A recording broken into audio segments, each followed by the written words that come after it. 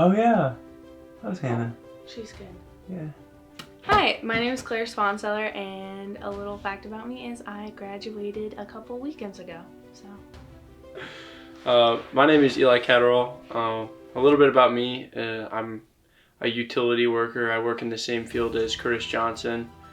I like sports a lot. I have been attending Cedar Creek since I was probably in the 3rd grade. I've been going to Cedar Creek for probably just about 2 years now, actually.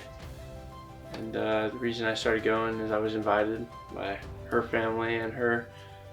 My biggest supporters, I feel, are actually her and her family.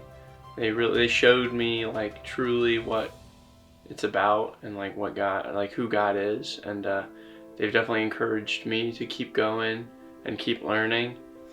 The first time I encountered Jesus, I was really young. I would been questioning it for a while. I was probably about 7 years old, and then, didn't really think much of it any more than that. Like, I knew he was there, but I didn't really think about it. And then I kind of had a real encounter with him when I was in the 9th grade, and it was at CIY, and it was very powerful. I don't know if I can recall the first time, but I can recall like the most memorable moment, and that was when my stepbrother Camden, him and I were like just talking one day, and he said something that was pretty like impactful for me.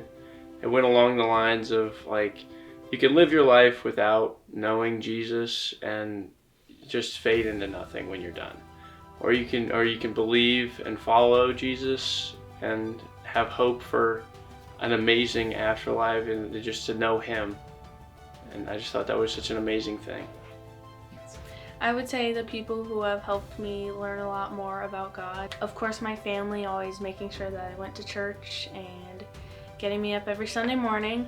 And then also just the youth group and trying to teach teens how to learn more about God and just showing that you're not alone and learning that way. I went through a hard time a few years ago and kind of kept to myself, and then I realized that being quiet wouldn't solve the problem, and that's when I started reaching out to people in the church, and that is what brought me closer to him, but also closer to them, and it was just really encouraging and supportive.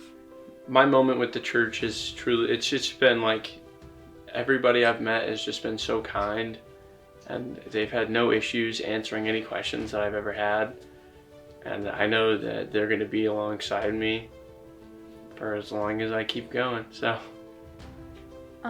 I absolutely love the people in our church. I just think it's a very uplifting group of people, and after service, everyone talks to everybody, and you just feel at home even if you just met the person 2 seconds ago. So Yeah, things that I truly enjoy the most about our church is definitely just like the friendliness. As soon as you walk in the door, everybody's greeting people. There are people holding doors for each other.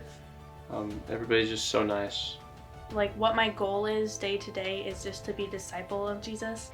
So being a disciple of Christ day to day for people would be showing them who God is and just being really encouraging and trying not to be discouraging like so many people are, and just being in the world, not of the world.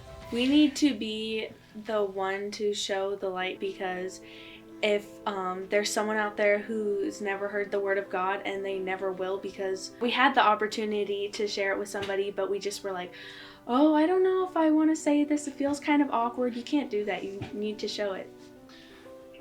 Ask questions if you're nervous. Ask questions. Ask people who are in the process of inspiring other people, and don't be afraid to come closer to other people and ask help, and just follow, for an example, follow somebody who's been doing it for a while. Yeah, that's all I can say. Be the one! Be the one! Be the one. Be the one! Be the one. Hey church, be the one!